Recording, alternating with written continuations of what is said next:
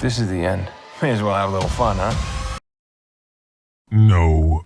Well, the last Marvel project I have any interest or investment in, Guardians of the Galaxy Volume 3, is out, and it's exactly the kind of Marvel film we were all complaining about 6 or 8 years ago. It is a well-produced blockbuster superhero movie that lacks any ingenuity in its script and fails to be a compelling end to the Guardians of the Galaxy. I was expecting a definitive end given how heavy-handed the marketing was about this being a big conclusion to this particular collection of characters. Alas, it was not. The way they handle the ending for these characters and the franchise as a whole is way too open-ended and tacked on. It does not feel like the final chapter for the Guardians of the Galaxy, so the reasons for why I was interested in the film were not satisfied. If you want a well-made entertainment product, then go see this movie. If you enjoyed Marvel 7 years ago, then go watch this movie. If you want a satisfying end to the Guardians of the Galaxy,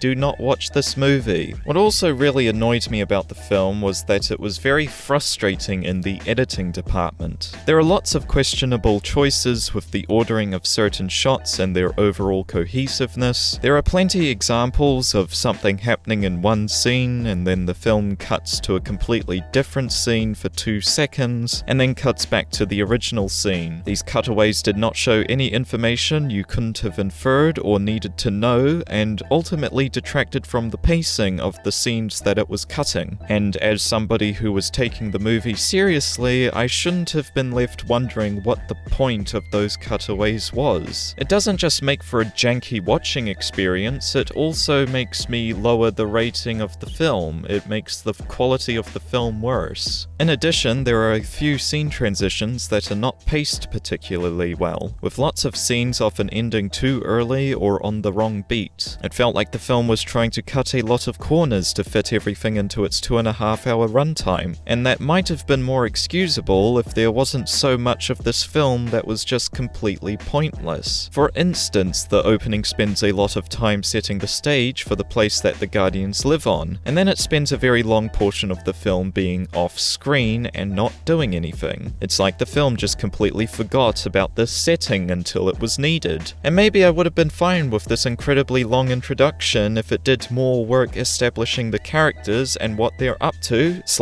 are going to be doing in the film. This is not a complaint I have about the first 2 Guardians films, in case you were wondering. There's also a 20 or 30 minute segment where the characters have to break into a place to steal some shit, and at the end they discover that the shit they needed to steal is actually somewhere else, meaning you could have written it so they went to that other place instead of detouring here for a good chunk of the movie. We do not get any meaningful character development in this section, so the whole thing just feels like a big waste of time and makes me not want to rewatch the film. If you really needed some sleep going into this, then sleep through this section. You are not missing anything important. The score for the film also sucked massive balls. A lot of it is generic sappy shit that sounds incredibly replaceable and disposable. There are plenty of scenes which are meant to be taken very seriously and very emotionally, but I was not invested in them because I was so distracted by how lackluster the composition of the music was. For a film that brings a lot of attention to how great music can be, it sucks that the score just didn't pull me into the film at all. A lot of my criticism towards the score has to do with the fact that I watched The Whale 3 days beforehand, whose score had a tremendously impactful presence because of how it complemented the scenes it was used in, on top of being great on its own. The music here felt like they shot and edited the movie and then hired someone to make some music for them without actually showing them the film so that they could work off of it. It felt like the production of the score was made independently of the film, or at least that's the impression I got from it. With all this being said, this film does have many positives that makes it an overall better experience than anything else Marvel has put out post-Endgame Sans No Way Home. The cinematography was quite good, good. There are many varied shots with dynamic camera action, and a few action scenes which have some commendable wonders. The action itself wasn't exactly mind-blowing or great, but at the very least I could enjoy it, / find it tolerable. Everybody puts in good performances. I never felt pulled out of the movie by anybody's acting. Chikude Iwuji did a fantastic job playing the villain. He really brought his A-game and brought a lot of screen presence to his character. He felt way more believable and threatening than Jonathan Majors has ever been as Kang, and I hope to see more of him in future projects that are not Marvel related. He seems like a very talented actor. However, his character did feel underdeveloped. We never get an explanation as to why he is doing the things that he is doing. It's akin to Thanos never explaining why he was pursuing the Infinity Stones and wiping out half the universe in Infinity War. On the topic of Thanos, we never get any resolution to Drax's Thanos storyline. I hope they would explore what not getting to kill Thanos meant for him as a character, considering that that was his entire goal and mission in the first Guardians film. But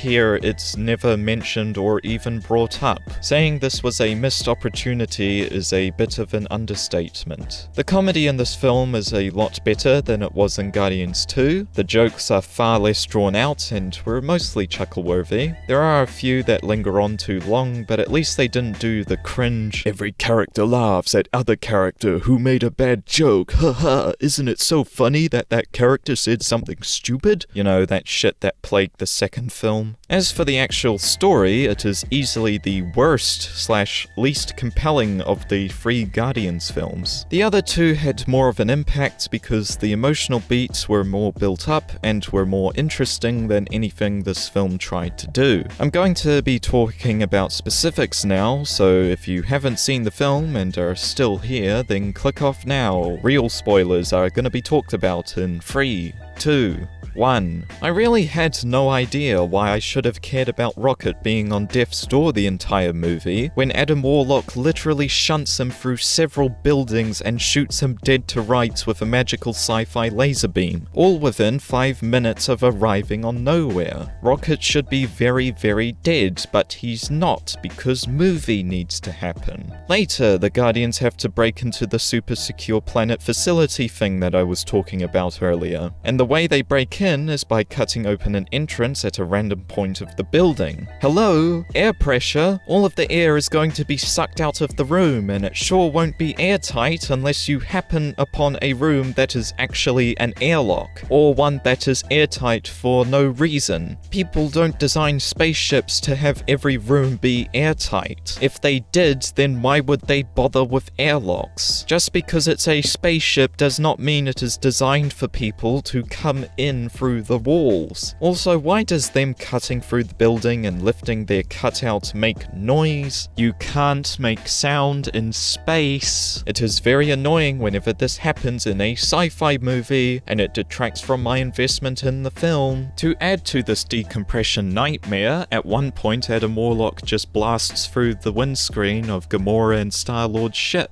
and it doesn't immediately suck them out. Like, I understand they have the devices which prevent decompression, but that's only ever used on hangar bays and doors. Why would you have those on the windows? There's never any point made about them being decompression proof when they get blasted open. So unless there's a reference out there that debunks this, I'm gonna have to say that this is a pretty big flaw. Moving on to the big character stuff in the movie, Rocket was the only character that got any proper focus, and I didn't really care for any of it because it plays out exactly how I thought it would, with no surprises. There was nothing unique or insightful that grabbed me or made it stand out, and just because I can tell where a storyline is going does not mean it is bad. It is how you execute it that matters. For instance, I could figure out the general gist of what would happen in The Whale, but the way the film is presented made the story stand out and made it unique. Part of that was the score, part of that was the the acting, and part of it was the writing. Rocket's storyline is fine, and doesn't suck, but it's just average. It's very standard and predictable. There was nothing about it that made me think any more of it than,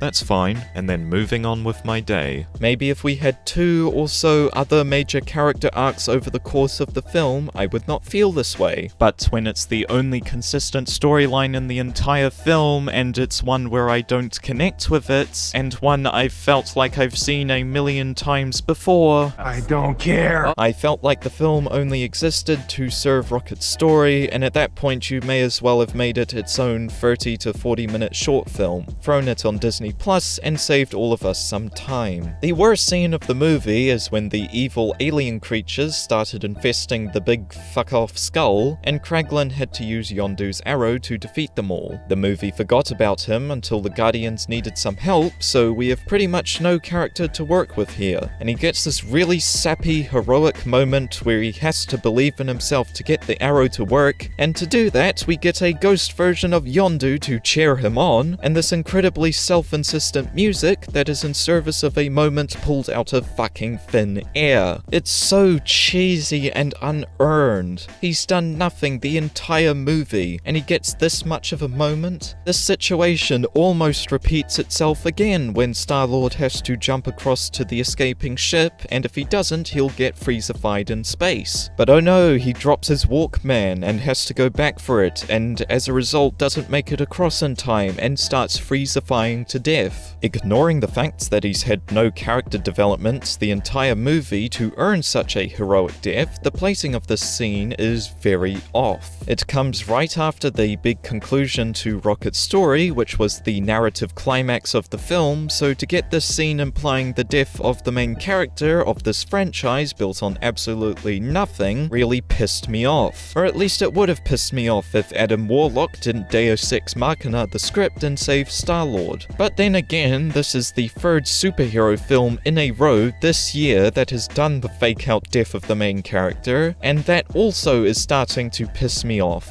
But I guess the fake-out was preferable to Star-Lord actually dying, which would have been such an ungraceful exit to his character that I would have hated the film a lot for it. The way the scene is presented makes me think James Gunn had a very different ending in mind for the film, and that this scene is a remnant of that original ending. Don't know why it's still in here. It's designed to pull on your heartstrings for a minute before doing a complete 180 and saying, nah, everything's fine. You thought that we, Marvel, were actually going to commit to a character death? Have you not been paying attention to all of our recent movies?